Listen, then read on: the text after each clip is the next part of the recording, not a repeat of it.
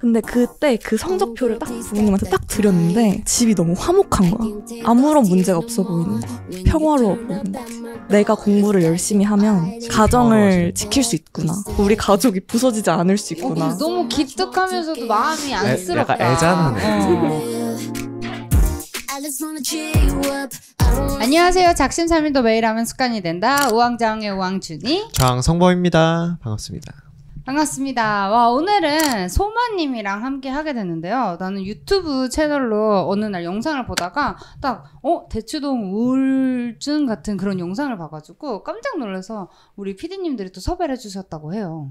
오늘의 게스트는요, 대치동의 빛과 어둠을 모두 경험하신 분입니다. 누군가는 성공의 땅이라고 부르겠지만 거기서 또 뼈아픈 아픔을 느낀 사람도 있다는 점, 오늘 솔직하게 토크를 다 해주실 소마님 모셨습니다. 반갑습니다. 반갑습니다. 안녕하세요.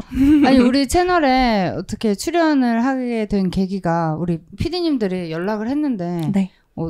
어떤 마음으로 출연한다고 했어요? 너무 신기했어요. 앞에 출연하신 분들을 제가 열심히 봤거든요. 근데 사실 그 대치동 우울증 영상이 네. 올리고 나서 반응이 좋기도 했지만 네. 저희 안에서도 PD님 그 영상 딱 올렸을 때 이분을 한번 모실 수 있으면 참 좋겠다, 우리가 이런 얘기를 했었잖아요. 맞아요. 다행히 이렇게 모실 수 있어서 너무나도 영광입니다. 감사합니다. 영광입니다. 아니, 이 영상 어떻게 제작하게 됐는지 너무 궁금해요. 제가 그걸 진짜로 2시에 자다가 새벽 새벽 2시? 2시에? 네. 네. 새벽 2시에 이거 찍으면 재밌겠는데? 갑자기 생각이 드는 거예요. 그냥 이렇게 누워서 메모장에 그냥 뭐라 말할지 대충 적었어요. 그리고서 한 3시가 됐죠. 1시간이 지나서. 그래서 그때부터 찍었어요. 30분 정도. 그리고 편집을 바로 해서 그날 올렸어요. 그니까 이거 너무 신기한 게 느껴졌나 보다. 하늘의 계시처럼 자고 있다가 새벽 2시 영상 찍어야겠다 이런 게 쉽지 않은 일이거든. 편집해서 바로 올려. 그래서 저는 사실 그때 대치동 관련해서 약간 이슈가 되고 있는지 몰랐거든요. 근데 마침 타이밍이 뭔가 잘 맞았던 칠세고시와 그 막 여러 가지 이야기가 있었죠 그때. 네. 이제 우리가 성범이랑 나랑 우왕좌왕 해가지고 운해왕, 잔해왕, 예술적 사고, 수학적 사고 이렇게 저희 나름 자칭을 하고 있는데 네. 소마님은 어떤 왕에 속하는 것 같는지. 저는 제 야심차게 고민했어요. 여름왕 할래요. 여름 왕이요? 네. Summer? 네. 왜요? 왜냐면 소마가 스웨덴어로 여름이거든요. 내가 소마를 어디서 들어봤나 했더니 그 미드소마. 미드소마의 맞아요. 미드소마의 소마였네. 맞아요. 그리고 또 저희가 사실 반말로 대화를 하잖아요. 그래서 지금부터는 반말로 이렇게 다 해주시면 돼요. 잠깐, 근데 소마님 몇 년생이에요? 저 02년생. 02년생이면은 우리 최연소 출연자 아닌가? 맞아. 그러니까 반말로 친한 언니한테 말하듯이 그냥 한번 화이팅 해보도록 할게. 좋아요. 자, 그럼 소마님에 대해서 A to Z 대치동에서 자라난 딸의 이야기 한번 시작해보도록 할게요. 우리가 또 특이한 게 어린 시절 다 물어볼 때 유치원 때부터 물어봐. 그래서 본인의 유치원 시절부터 기억나는 대로 쭉쭉 얘기를 해주면 좋을 것 같아. 유치원 때까지는 분당에 있었어. 분당에서 초등학교 입구에 있는 병설 유치원 같은 그런 데가 좋은 데인데. 데를 다녔고 유치원 때의 기억은 거의 없다. 진짜? 나보다 어린데? 좀 더 나야 되는 거 아니야? 왠지 모르겠는데. 아 그래? 근데 보통 한 6, 7세 메모리가 한번 리셋되면서 그 전 기억이 다 날아가는 게 나는 일반적이라고 생각을 했는데 진짜? 다 기억을 해가지고 되게 신기했어. 난 다 기억이 안 나. 그래서 유치원 때는 기억이 거의 안 나고 초등학교 1학년 때 이사를 이제 대치동 쪽으로 오게 된. 근데 그때 기억이 나는 게 있어. 내가 엄마한테 우리 이사 왜 가? 이렇게 물어봤더니 엄마가 크면 알게 돼 이렇게 말을 하셨단 말이지. 너무 무섭다. 예, 말씀을 좀 해주시지. 크면 알게 된다. 근데 뭐 설명해도 지금 아이가 이해하기는 어려울 테니까 뭐 어머니 나름의 뭐 그런 거지. 설명이셨던 거지. 그래서 크니까 좀 알게 되는 것 같기도 하면서 약간 그 말들이 이해가 되고 초등학교 때 대치동 쪽에 있는 초등학교에 와서 초등학교의 기억은 뭐가 있지? 학원 많이 다녔어? 그때부터? 근데 초등학교 때는 학원을 많이 다녔다기보다는 일단 학원 다닌 건 영어 학원 다녔던 것 같고 다른 거는 중학생 때부터 다녔던 것 같아. 그래? 그럼 초등학생 때는 학원을 많이 안 다녔네? 응, 그냥 집에서 공부를 열심히 시키셨어. 어머니가? 응. 교육자셔? 아니야. 그냥 관심이 많으셨네. 잠깐, 형제자매가 어떻게 돼? 친언니가 한 명 있어. 친언니랑 몇 살 차이나? 10살. 그럼 완전 늦둥이 딸이구나. 맞아. 근데 친언니는 내가 5살 이때쯤부터 유학 생활을 아예 해외에서? 중학생 어디에서? 때부터 캐나다에서 쭉 살았어서 나는 거의 어렸을 때 언니에 대한 기억이 없어. 보통 이분 기억이 없으시네. 그냥 많은 걸 잊고 살아서. 그러니까 어머님이 내가 봤을 땐 첫째는 유학파로 그냥 트랙을 타신 것 같고 둘째는 내 옆에서 좀 끼면서 키우고 싶은데 그래도 공부는 시켜야 되니까는 대치동으로 이사 가서 열심히 시키자 약간 이런 마음이셨을까? 지금 엄마가 말씀을 하시는 걸 보면 약간 비슷한 것 같아. 언니는 뭔가 한국 스타일은 아닌 것 같다. 일찍 외국으로 보내자. 약간 이런 거 같았고 약간 언니는 좀 나보다 약간 좀 더 자유로웠. 성격 자체가? 성격 자체가. 나는 약간 시키면 넵 해라 이렇게 하는 그런 성격이었는데 그만큼 아웃풋도 잘 나오고 꽤나 잘 나왔던 거지. 언니의 말을 들어보니 언니는 그냥 부모님과 떨어지고 외국으로 도망갔다. 오, 얘기가 점점 더 궁금해지는데? 그럼 학창 시절에 성적은 좀 어땠어? 초등학교 때는 그냥 전교 한 1, 2등? 계속. 전교 1, 2등 정도? 1, 2등 정도 뭐. 성적도 다행히 잘 나왔던 것 같고 부모님이 만족하실 만큼 잘 나왔던 것 같고 중학생 때는 그냥 제일 재밌었던 건 중학생 때 같은데 전교 10등? 그 정도 언저리에서 꾸준히 있었던 학생이었던 것 같고. 왜 그때가 제일 재밌었어? 약간 공부에 대해서 약간 성취감을 더 느꼈다 할까? 공부에 성적 잘 받는 게 즐거웠구나. 좀 즐거웠어. 그 부모님이 만족을 하신다는 게 나한테는 되게 중요했어. 그래?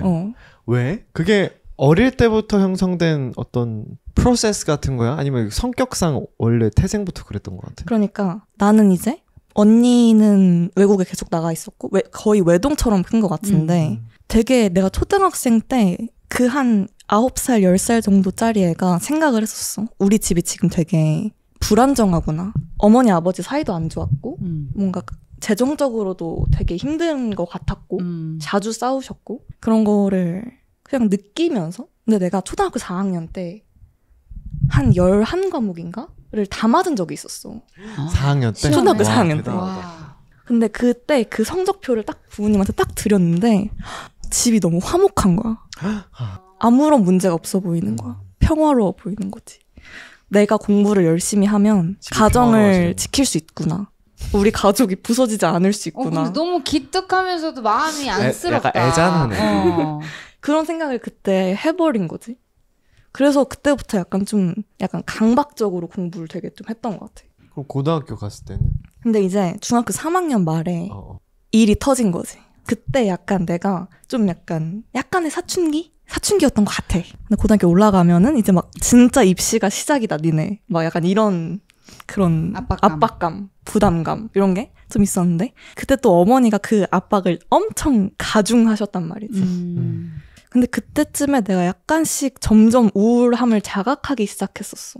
어떤 날에 이제 어머니께서 화를 진짜 엄청 크게 내시고 그래서 그러고서 학원에 갔었어. 내가 학원에 가서 이렇게 앉아서 그냥 이렇게 울고 있었단 말이지. 학원 선생님이 뭔 일이냐 이러면서 날 데려가신 거지. 근데 학원 선생님이 우리 친언니를 알고 있었어. 근데 그때는 이제 친언니가 외국에서 대학을 졸업하고 한국에 들어와서 일을 하고 있었을 때였단 말이지. 그래서 그때는 학원에서 그 등원 하원하는 시간이 문자로 갔으니까 그 어머니 핸드폰으로 그 몇 시에 등원했습니다. 몇 시에 하원합니다. 이런 거 문자로 갔으니까 선생님께서 자기가 9시에 나간 걸로 해줄 테니까 언니 불러줄 테니까 10시까지 언니랑 좀 얘기를 해보다가 집에 들어가라 라고 해주신 거야. 그래서 학원 앞에 있는 카페에 들어가서 언니랑 창가를 보고 이렇게 앉아서 얘기를 했었어. 근데 그때 언니가 나한테 소마야 너는 이게 엄마가 이렇게 우리한테 하는 게 잘못됐다고 생각하지 않아? 이렇게 물어보는 거야. 근데 나는 그거를 한 번도 생각해 본 적이 없었어. 그러니까 의심을 하지 않고 워낙 이제 당연한 거라고 생각해. 시키는 걸 잘했던 딸이니까. 그치. 근데 그때 이제 듣게 된 게 언니는 어머니께 맞기 싫어서 외국에 간 거였고 저렇게 하는 건 잘못된 거다라는 것을 처음 안 거지. 인지를 하게 됐구나. 인지를 처음 한 거지. 이걸 딱 인지를 하니까 진짜 막 걷잡을 수 없이 막 무너지는 거야. 이게 뭔가 잘못됐구나. 그럴 수 있겠다. 어떻게 보면 나의 여태까지 살면서의 신념이고 그냥 이게 옳다고 생각하고 이거를 뭐 퀘스천 하거나 그러지 않은 상태에서 이게 툭 건드려지니까 모든 게 와르르 내려가는 거죠. 파사스. 근데 사실 딸과 엄마의 그런 사이는 또 다른 게 있어. 맞아요. 아들과 엄마와 딸과 엄마는 진짜 이게 부모와 자식이면서도 굉장히 그 자매 같으면서도 그런 애정이 있거든. 그때 사춘기 때 그런 말을 들었을 때 굉장히 상처로 다가오면서 잘못 또 엇나갈 수도 있는 상황에서 소마님은 어떻게 대처를 했는지 난 좀 궁금해. 대처를 안 했던 거 아니야? 나는 대처를 안 했지. 그냥 무너지게 나를 냅둔 거지. 거기 엄마한테 뭐 반항을 하거나 왜냐하면 뭐 말대답을 하거나 그런 게 뭔가 없었어. 내가 말을 하면 경험적으로 깨달았어. 내가 말을 하면 상황이 더 악화만 되는구나. 그래 시도조차도 하지 그래서 않았구나. 그냥 뭐 몇 번 말을 하려고는 했겠지만 뭐 나의 의견을 피력하려고 했겠지만 그냥 가만히 있었어. 집에서 소리 지른 적 한 번도 없었고 그냥 근데 그런 일이 너무 많았어. 그냥 체념하게 된 것 같아. 근데 잠깐 중요한 질문. 그래서 지금 어머니와의 관계가 지금은 어때요? 지금은 되게 안정적이야. 지금은? 안정적이랑 안 좋은 게 아니라 안정적이야. 근데 그러면 지금 사이가 안정적이라고 하면 조금 더 얘기를 편하게 할 수는 있겠다. 근데 하여튼 그래서 잠깐만 중3 때 그런 네. 그런 무너진 날이 있었고 그 그래서. 뒤로 뭔가 공부가 손에 안 잡혔던 건가? 그 뒤로 공부가 손에 안 잡힌 거지. 그래서 고등학교 때 성적 어땠어? 고등학교에 들어갔잖아. 등수가 세 자릿수였지. 세 자릿수였지. 세 자릿수부터 시작했어. 처음 고1 때. 근데 더 낮아져. 2, 3학년 계속 낮아졌어. 부모님의 반응은? 부모님의 반응은 이제 난리가 나는 거지. 얘가 왜 이러지? 너는 이제 제정신이냐부터 시작해서 난리가 난 거지.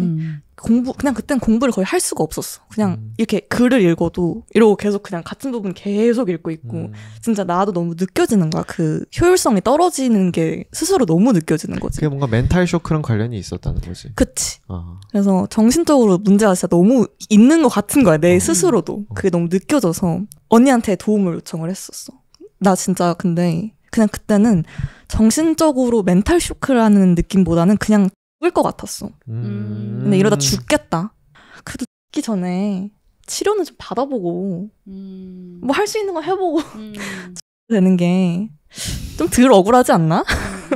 싶은 생각이 드는 거야. 그래서 웃으면서 하고 있지만 그때는 얼마나 힘들었겠어요. 그렇죠? 그러니까.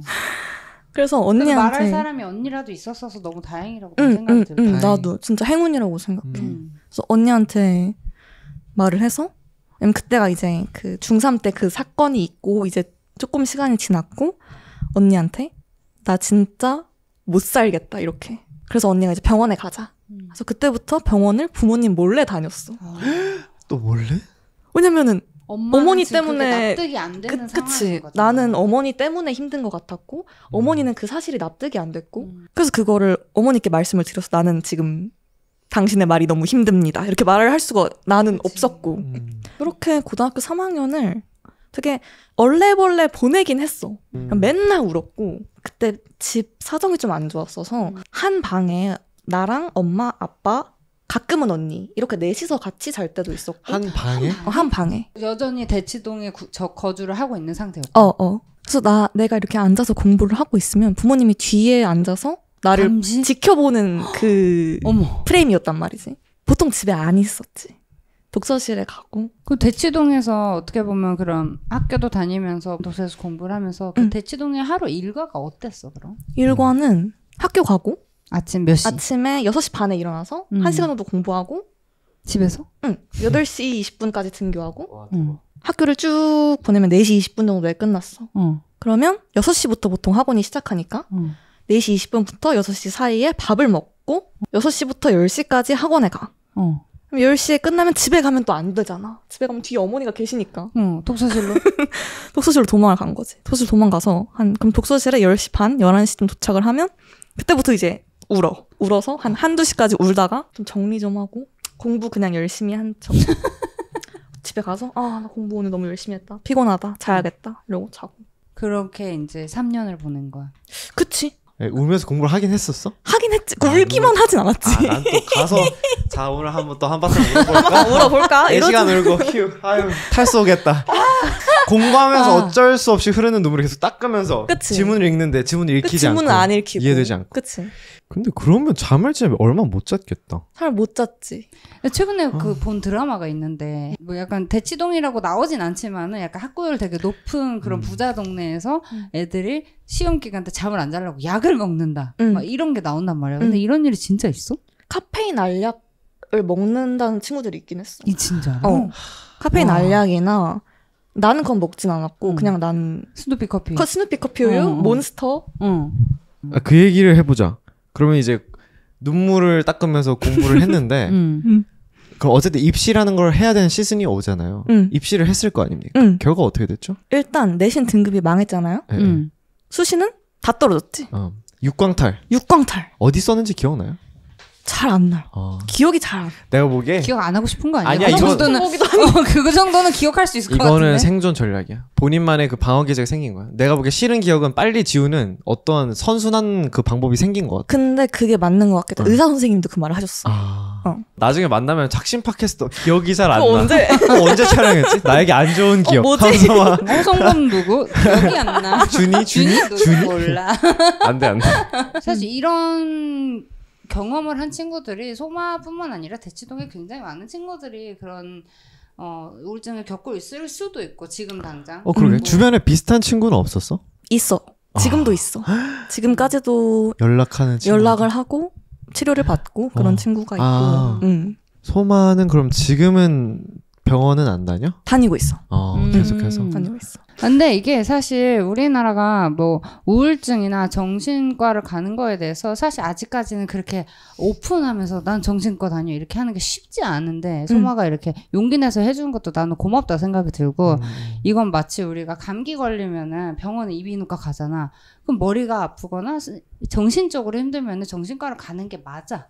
그리고 이게 너무나 그냥 감기 같은 것처럼 우리가 치료받아야 되는 것들인데 이거를 조금 더 우리가 서로 좀 이해를 하고 그런 옆에 친구들이 또 있으면은 같이 이렇게 하면 너무 좋겠다는 생각이 드네요. 그치. 그리고 뭔가 그 상황의 환경에 대한 얘기를 들으니까 그러니까 잠을 굉장히 적게 자는 환경에서 그리고 경쟁이 치열한 학군지에서 지내면서 그리고 가장 나를 지켜줘야 할 사람으로부터 그 보호라는 것을 느끼지 못하고 오히려 뭔가 가해의 느낌을 받는 상황이면 어떤 사람이 과연 건강한 상태를 유지할 수 있을까? 생각이 들고 그냥 환경이 굉장히 힘들었겠구나 생각이 들고 어쨌든 그 대치동 라이프를 제대로 경험해 본 사람인 건데 이 대치동 문화를 좀 어떻게 생각해 지금? 없어지지 않을 것이다. 라는 확신이 너무 강하고. 나도 I think so too. 그리고 막 이런 인터뷰나 그런 거 갈 때마다 꼭 듣는 질문 중에 하나가 부모님들께 지금 하고 싶은 말이 있냐? 근데 나는 항상 똑같이 답했단 말이지. 항상 말을 했던 게 일단 시작이 이거였어. 그런 분들께서 내 말을 들으실까? 난 일단 그것에 대한 확신이 없다. 만약에 그것에 대한 확신이 있으시다면 본인 아이의 건강을, 특히 정신 건강을 많이 챙기시길 바란다고 말을 했는데 사실 지금 보는 대치동? 나는 지금 학창시절을 이렇게 돌이켜보면은 좀 이렇게 뇌가 뿌연 느낌? 약간 멍든 것처럼 미화를 시키기 위해 노력하는 것 같아. 그때 나 뭔가 많이 좋은 걸 얻었어. 나 많은 힘을 얻었어. 많은 걸 배웠어. 왜냐면 그렇게라도 생각하지 않으면 너무 힘드니까. 그렇지. 가치 있는 시간이었다라고 생각을 하기 위해 노력하는 것 같아. 근데 이제 언제나 늘 그렇듯 그러니까 아이의 적성이나 흥미를 고려하지 않고 부모의 너무 과도한 푸시가 공부에서든 아니면 체육에서든 음악에서든 간에 이루어지면 그게 가해나 학대 형태로 나타나는 거고 그게 이제 애들한테 트라우마가 되는 거니까 그런 건 주의해야죠. 그래서 돌아와서 대학 입시 얘기를 해보자고요. 그러니까 육강탈을 했고 그럼 정시를 노려야죠. 정시를 노린다기보다는 네. 그냥 수능을 봤죠. 망했죠. 네. 고3 공부를 안 했으니까. 네. 그래서 속은 좀 시원했어 끝나고 나니까. 약간 명분이 생긴 것 같았어. 떠나자 이 집을? 아니. 자. 아이고. 그럴 수 있겠다. 왜냐면 내가 이것 때문에 힘들어 여태까지 힘들었었는데 이게 끝났으니까 난 이제 모든 게 세상에서 해야 될 게 끝났구나라고 인지를 했을 수도 있다는 생각이 들어. 왜냐면 되게 오랜 시간 동안 뭔가 그 목표만을 보고 달려온 느낌이었는데 근데 이게 우리나라의 문화적인 거야. 왜냐면 우리나라 자살률이 제일 높잖아. 그치. 고등학생이나 티네이저의 자살률도 우리나라 굉장히 높은 편인데 전체적인 사회적인 분위기가 남의 시선과 뭐 그 성취를 하지 않으면 뒤처진다는 그런 것들이 너무 심하니까는 거기에 대해서 오늘 우울감이 굉장히 크다고 생각해. 그것도 있고 나는 그게 너무 심하다 생각해.